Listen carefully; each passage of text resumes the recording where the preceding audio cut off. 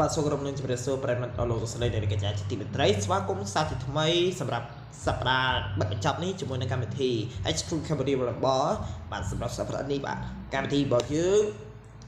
អាចដំណើរការទៅបានមានការចាប់ផ្សាយជារៀងរាល់ថ្ងៃច័ន្ទវេលាម៉ោង 11 រហូតដល់ម៉ោង 1 រសៀលតែពីបណ្ដាសង្គមផ្លូវការកីឡាភូមិនីស្ពតឬជាបណ្ដាសង្គមផ្លូវការផងដែរបាទនៅក្នុងសប្តាហ៍បិទបញ្ចប់នេះកាន់តែជួបចិត្តបាទការប្រគូវីលើតែម្ដងរំចាំទស្សនាទាំងអស់គ្នាដើម្បីបិទកម្មវិធី Extreme Comedy Volleyball កាន់តែជោគជ័យដើម្បីទទួលបាននូវការគ្រប់គ្រងប្រជាប្រិយភាពកាន់តែជោគជ័យតែម្ដងបន្តមកទៀតដូចជាសង្គមថានឹងមានកម្មវិធីថ្មីជាបន្តទៀតបាទអរគុណចំពោះម្ចាស់អរគុណនៅក្នុងកម្មវិធីដោយទៅភាសាកម្ពុជាដើម្បីសុខភាពសថ្លាអរគុណទៅដល់ PH Express អរគុណទៅដល់ទៅកាន់ Escola រុជាទូទៅបញ្ជូក្បាលកម្ពុជាសូមគោរពជម្រាបរីករាយទស្សនានៅកម្មប្រកួតទាំងស្រុងពេញក្នុងទីលានតែម្ដងដូចតទៅអត់បញ្ហាទេក្បាលអរគុណបញ្ជូថ្នាក់បាទនេះប៉ាសេឲ្យទៅនោះនេះផុតបងលនណាស់អូយឡាយអត់ចេញទេលោកបាទ YouTube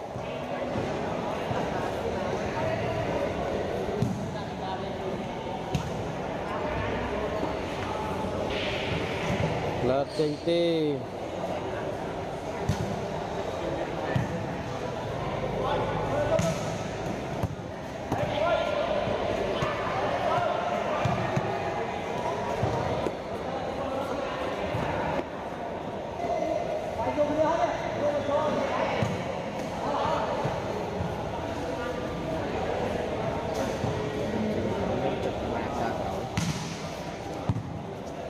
បើតាំង YouTube ឡាចេញមកបងប្អូន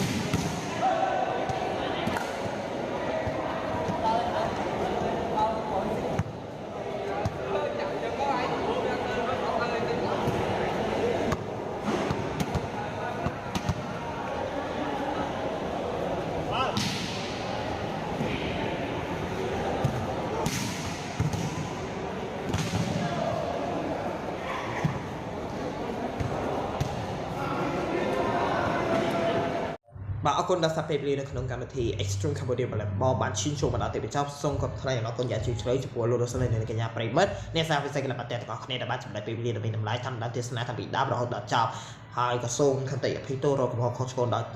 ដោយចេតនាណាមួយសម្រាប់ពេលនេះសូមអរគុណសូមជម្រាបលា